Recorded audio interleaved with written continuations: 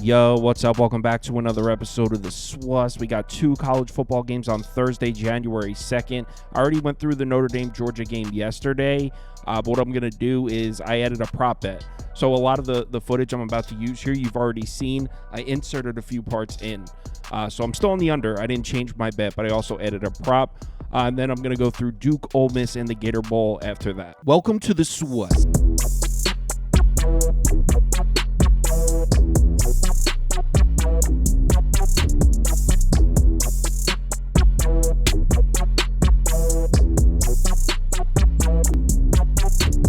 Hey, get the sauce. All right, first up, Notre Dame, Georgia at the Sugar Bowl. Georgia is catching a point now. Total still at 45 or 45.5, depending on your sports book. And the action is still, just like yesterday, coming in slightly on the Georgia side. About 60% of the tickets, about 60% of the money. As I always say, take this data with a grain of salt. So let's get into this matchup, and we'll start with the Notre Dame offense against the Georgia defense. And this should be a battle on this side of the ball. Notre Dame 6th in yards per play, 31st in success rate. Georgia's defense 38th and 31st. According to FEI ratings, Notre Dame's offense is 9th. Georgia's defense is 13th. So this should be a really good matchup on this side of the ball. Something that concerns me a little bit for Notre Dame's offense is we know this is a unit that wants to run the ball, right? On the season, they're averaging 6.4 yards per carry, 47.9% success rate per rush, over 225 rushing yards per game. But the two times they saw top 20 rated defenses, just 4.24 yards per carry, 40.7% success rate per rush, 144 rushing yards per game. Not that these numbers on the right are completely bad, but it's definitely a little bit concerning considering this is an offense that needs to run the ball. So run first offense all the way. And both times they saw top 20 run defenses, the run game wasn't all that potent. Even last week's game against Indiana was a little bit deceiving. You look at the final box score, they averaged 5.5 yards per carry. They had a 98-yard touchdown. Jeremiah Love had a 98-yard touchdown run in that game. If you take that one run out, they had 34 carries for 95 yards. 2.7 yards per carry. Not saying the 98-yard touchdown run doesn't count, but to answer the question, was Notre Dame consistently running the ball in Indiana? The answer is no. And look what this Georgia defensive front did to Texas in the SEC championship game. This is Texas, 1.11 yard per carry. Yard, not yards per carry, yard. 1.11 yard per carry. They held them to 31 yards rushing. Success rate per rush under 32%. Texas couldn't do shit on the ground against Georgia. So at this point, we're thinking there's no way Notre Dame's going to be able to run the ball in this game. But hold on. If you do like Notre Dame, I do have something for you. There is something we've seen Georgia's defense struggle with throughout the year several times. 3 different games we saw Georgia struggling with this. Mobile quarterbacks. Jalen Milroe had 117 yards on 7.3 yards per carry. Jackson Dart, 50 yards on 6.3 yards per carry. Haynes King, 110 yards on 4.6 yards per carry. And it wasn't just those mobile quarterbacks on the ground either. Those 3 guys were able to do some damage through the air as well. Jalen Milroe, Jackson Dart, Haynes King all had successful days throwing the ball against Georgia. So mobile quarterbacks might be a problem for this Georgia defense. Now, there's a couple quarterbacks that I didn't mention in that graphic. One is DJ Lagway. He got injured in this game in Week 10 against Georgia. When he got hurt, Florida was up 10-3. So Florida was actually beating Georgia in that game. Not that Lagway was really going crazy. I mean, he connected on one 43-yard touchdown. Really, Florida had the lead because Carson Beck threw 2 picks. Honestly, that's why Florida had the lead, not really because DJ Lagway was piecing him up. But he did have 4 carries for 18 yards, and he did connect on a deep touchdown pass. And the Mississippi State game, Van Buren, he can run. He didn't do a ton of damage on the ground, but this was one of the best games of the season for Van Buren. In fact, according to passer rating, it was his second best game of the year. Van Buren from Mississippi State threw for 306 yards, 3 touchdowns, and interception, passer rating up close to 145. So this is starting to look like a pattern here. Mobile quarterbacks very well may be a problem for this Georgia defense. In fact, the only mobile quarterback that Georgia played well against was Nico in the Tennessee game. Other than that, every single time they saw a mobile quarterback, they struggled defensively. In case you haven't watched any Notre Dame football this year, Riley Leonard is most definitely a mobile quarterback. He's got over 750 rushing yards, 15 rushing touchdowns, 5.6 yards per carry on the season. So you definitely like that if you're betting Notre Dame here. We've seen this Georgia defense struggle with mobile quarterbacks several times this year. Riley Leonard, most definitely a mobile quarterback. So do we think Riley Leonard's going to be able to throw the ball in this game? Because as we just pointed out, we have seen mobile quarterbacks have successful days throwing the ball on this Georgia defense. So do we think Riley Leonard can do it? On the season, as I'm sure you probably know, not the best year throwing the football. He has been better in the second half of the season, though. Still not great. By no means does Notre Dame have a great passing attack. It's just been better in the second half of the year. In the first round of the playoffs against Indiana, I mean, it was okay. Indiana obviously has a great defense. Questionable competition they played throughout the year. Indiana obviously has a great defense. Riley Leonard completed 71% of his passes, 201 yards through the air, 6.3 yards per attempt. I mean, not that that's a bad day, but it's not a good day. It's not a great day either. What worries me a little for Riley Leonard here is the pass protection. Now, you might be looking at this graphic saying, Kyle, it doesn't look that bad. 31st in pressure rate allowed, 16th in sack rate allowed, 66th in pass blocking grade. That doesn't look all that bad. Keep in mind, Notre Dame has only played 2 games all year against top 25 pass rushes. The first one was week 5 against Louisville. Riley Leonard was pressured on 40% of his dropbacks. That's a lot. And the second one was in the first round against Indiana. Riley Leonard was pressured on 45% of his dropbacks. So you look at the Notre Dame pass protection numbers on the year, it looks like they have a pretty decent pass protection, but both times they saw a top 25 pass rush, Riley Leonard was under pressure. And we have not seen Riley Leonard make a ton of plays with his arm under pressure this year. His escapability is good. Obviously, he's a great athlete. Pressure to sack rate looks fine. He doesn't take a ton of sacks. Like I said, he can escape the pocket, but QB rating and yards per attempt take a huge dip under pressure. So he hasn't made a ton of throws under pressure this year. So I'm having a hard time believing that Riley Leonard is going to throw the ball on this Georgia defense. And this is a Georgia defense this is how crazy the SEC is. This entire season, Georgia has only played 4 games against passing attacks that aren't ranked in the top 40. So 9 of Georgia's 13 football games this year have been against top 40 passing attacks. In their 4 games against passing attacks not rated in the top 40, they allowed just 106 passing yards per game. 106 passing yards per game, 4.73 yards per pass attempt, success rate per dropback under 28%. Now, one of those games was against an FCS program, Tennessee Tech, but even if you take Tennessee Tech out, we're still talking about 5.5 yards per attempt, success rate under 35%, just 135 passing yards allowed per game. Bottom line, bad passing attacks have not been able to throw the ball at all on Georgia. Now, would I call Notre Dame's passing attack bad? Not necessarily, but I definitely wouldn't call it good.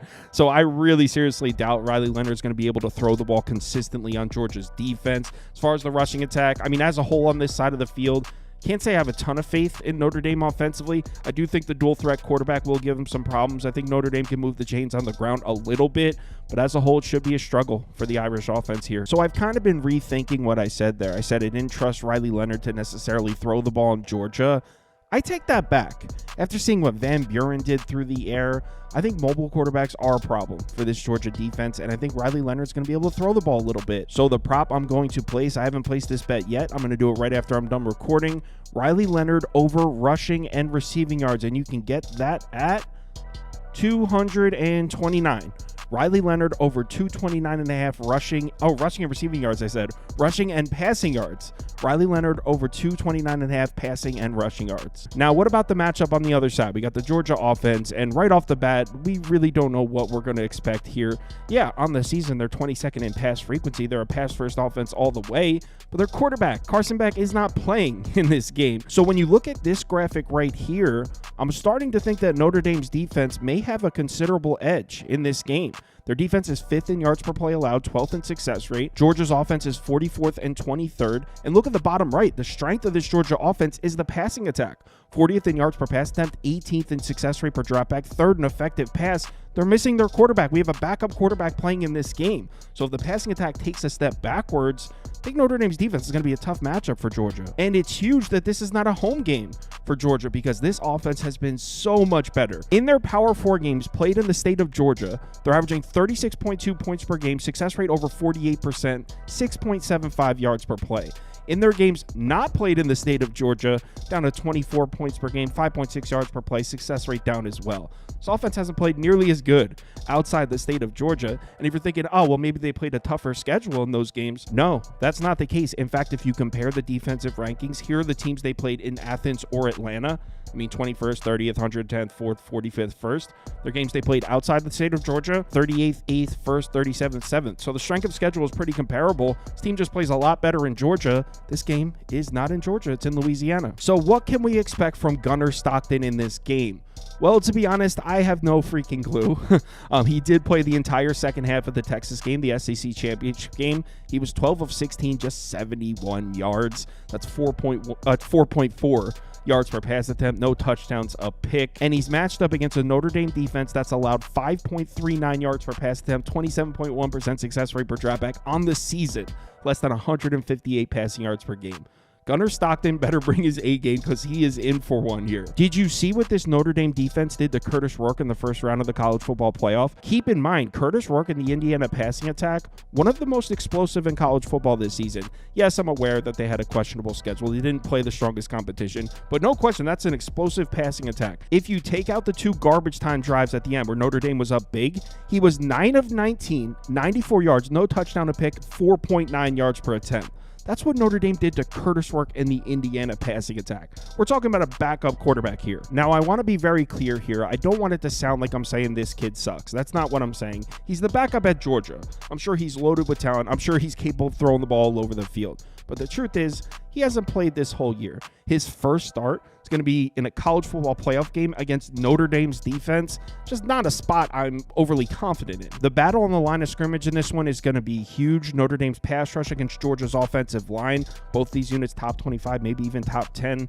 Notre Dame 17th in pressure rate, 15th in sack rate, 25th in pass rush grade. Georgia's offensive line 13th, 20th, and 11th. So whoever wins this battle, that's going to be huge because Gunnar Stockton under pressure may be a situation. In the Texas game, he was pressured on just 6 dropbacks. 6. He was 1 of 3, 14 yards and a pick in those dropbacks. So Georgia needs to do everything they can to keep this kid protected. That being said, when given a clean pocket, he was 11 of 13, 4.4 yards per attempt. So he didn't throw the ball downfield at all. He was taking underneath throws. 4.4 yards per attempt is not efficient at all. So yeah, like I keep saying, I don't have a lot of faith in Gunnar Stockton throwing the ball in Notre Dame. And what makes this matchup even scarier for Georgia's offense is I don't think they're capable of giving him run support. They played 8 games this year against top 20 run defenses. In those games, 3.57 yards per carry, under 112 rushing yards per game. 44.1% success rate per rush actually isn't bad. That's okay. But 3.57 yards per carry, when you got a quarterback making his first start against Notre Dame, you're going to need more than that. And this Notre Dame defensive front is coming off a monster game. Last game of the year, USC was able to run the ball on him. Over 7 yards per carry. Looks like it was a wake-up call because in the first round of the playoffs, they shut Indiana's run game down. 27 carries, 63 yards, 2.3 yards per carry. Against the Georgia run game that really hasn't been all that good. It really hasn't been consistent at all. So I don't think they're able to give Gunnar Stockton run support either, which is why, as much as I would love to fade Notre Dame here, I just can't do it. I can't be laying a point. I can't be laying a 1.5 with Georgia here. I don't know how this offense moves the ball. I saw Texas dismantle this offense twice. Georgia was able to win both games because of their defense, but I don't think this Georgia offense is very good to begin with, let alone with Gunnar Stockton at quarterback. So I am not backing Georgia here. Not really that thrilled with the matchup for Notre Dame's offense either, though. I took the under at 45.5. If I'm forced to pick a side, I would have to pick Notre Dame here. In fact, I could see myself throwing a few dollars on Notre Dame before kickoff, but as of right now, the bet I have down is under 45.5. I think both teams are going to try to establish the run, and both teams are going to struggle to do so. Clock should be rolling. I expect a defensive game here. Give me the under with a lean towards Notre Dame. So yeah, no changes with that part. I'm still on the under, still have an open ticket at 45.5. I'm just adding the Riley Leonard over passing and rushing yards. Next game, Duke against Ole Miss in the Gator Bowl. The Rebels are laying 17.5 points in this one, total sitting at 51.5. Let's take a quick look at the pie chart, and according to the data, action's coming in pretty heavily on the Ole Miss side. Over 75% of the tickets, over 90% of the money. As I always say, take this data with a grain of salt. So let's get into this matchup, and we'll start with the Duke offense against the Ole Miss defense. And obviously, this is a major mismatch here. I mean, Duke wasn't even a good ACC offense. In fact, you could probably say they were one of the worst ACC offenses. 86 in yards per play, 118th in success rate against one of the best defenses in the country here in Ole Miss. 5th in yards per play allowed, 4th in success rate, and that's against an SEC schedule. So yeah, this is what we call a mismatch here, and it gets even worse for Duke because this is a pass-first offense. They're 25th in pass frequency. They're going to be without their star quarterback, by far the most important piece of their offense. He's in the transfer portal, committed to Auburn, so we'll be watching him at Auburn next year. Malik Murphy is gone. Also, Grayson Loftus, who I thought was the backup quarterback, he's in the transfer portal as well. So there's no Grayson Loftus as well. Starting at quarterback, we have a redshirt sophomore named Henry Beline the fourth. I hope I'm saying that right. On the season, he has one pass attempt. He completed it, though. He's 1 for 1 with 7 yards. He's made one career start. It was in October of last year against NC State. He completed just 4 passes in the entire game. One of those passes was a 70-yard touchdown, though. 4 of 12, 107 yards, 2 touchdowns, a pick. Passer rating over 146. Obviously, this is not an impressive stat line here. That being said, Duke won this game. It was like 23-7 or 24-7. So his only career start was a win. They beat NC State comfortably. Obviously, the defense did most of the work, but he's 1-0 as a starting quarterback. But unfortunately, quarterback is not the only position of concern here for Duke.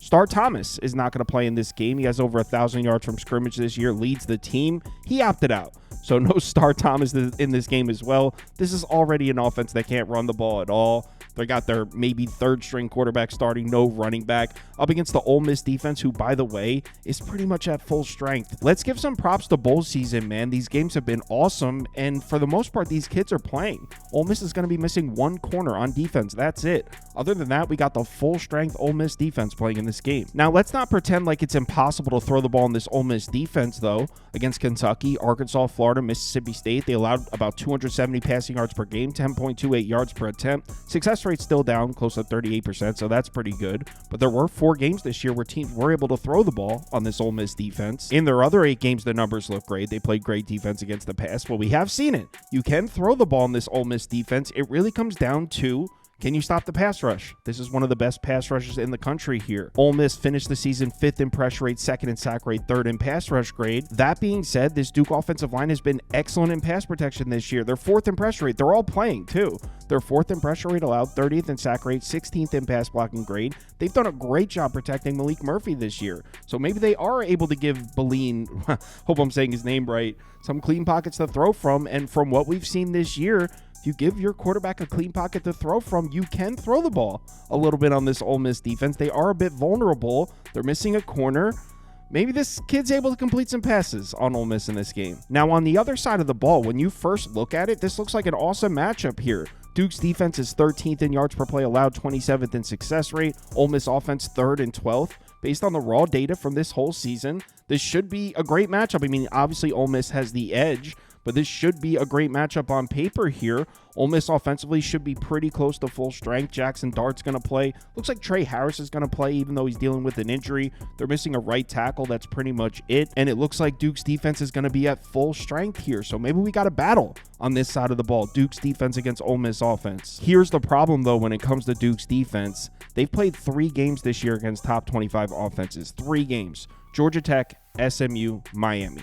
In those 3 games, they allowed 35 points per game, 6.26 yards per play, success rate over 47%.